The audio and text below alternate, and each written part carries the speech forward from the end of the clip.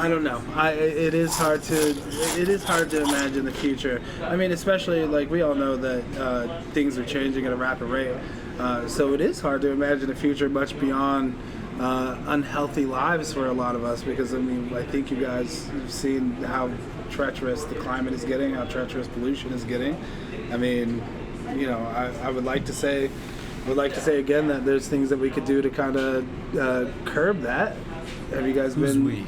I mean, you're right, because it's hard to say that it's on a personal level. And I think our carbon footprint is mighty small. And our ability to change our actions and decisions in order to like change those are so minuscule of what it could change. Like, not that people shouldn't, because I think that's, you know, if you tell too many people like, oh, don't do it just because if it's not going to be effective, then like, yeah, it's not going to be. But at the same time, I think it's in the interest of a lot of the people who are actually doing most of the damage to continue the storyline of saying like, you know, just you recycle more, like you individually do more, and that's what's going to help. Drive less and carpool with somebody. Like all that whole narrative just supports them being able to continue. Exactly. That makes sense. So I don't know. Like on one level, yeah, of course, try your best to like be conscious of where your waste goes and things like that. Yeah. But also because it does it's help. Not going to do too much compared to like putting crazy sanctions on these companies to make sure that they pay for the carbon that they're emitting.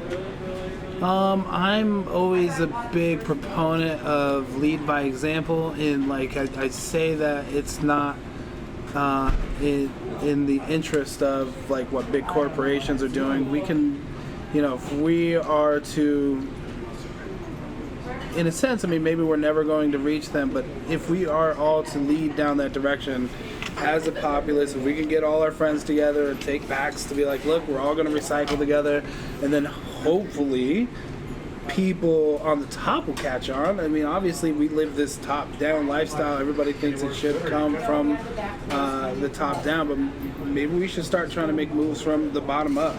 You know what I mean? Maybe if we were to get together with our people and say, like, you know, let's make the change on our level, even if it is only going to be a small, minute percentage of what brings change, let's try to be the leaders.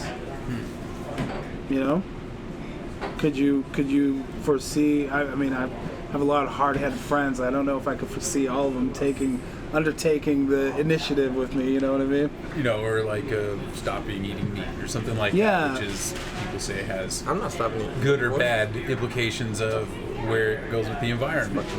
I mean, but you're right. Like he's right, because I've seriously recycling's considered harder than stopping eating meat, right? Like you have to have a system and you gotta like do extra shit for it. Yeah. But actually, as far as I understand it, don't quote me or anything, but as far as I understand it, Waste Management runs all of their trash through like a separator. Yeah, a separator and I think that they have like a pretty high success rate as far as like recycling. Okay, that's one state in the union.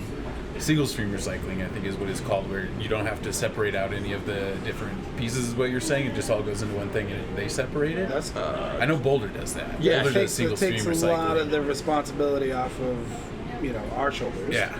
Obviously. Well, the problem is it's not really about the recycling too. It's what you do with the other trash. Yeah. Right. We were at a place and like people think you just go dig another hole. Like you start digging holes and find out we dug a lot of holes already. Yeah. There's a lot of trash down there. Yeah. No doubt. Absolutely. I mean, we're talking about they've excavated civilizations under the ground. Yeah. Their trash. 50. Yeah. And their trash, right? Like our trash though is gonna be bad. We're not ever going to be. Yeah. We're not ever going to be able to completely reduce waste. That's just impossible. But yeah, I mean, to imagine that, you know, if we are to go 100 years after this generation or this civilization is, or 1,000 years after this generation has gone and passed. Give us that long, huh? And the Well, no, That's I'm saying brave. at this point we've been gone for 950 years, but 1,000 years from now, all the sediments then piled on top of us, and the new human-like settlers come and start digging and find us.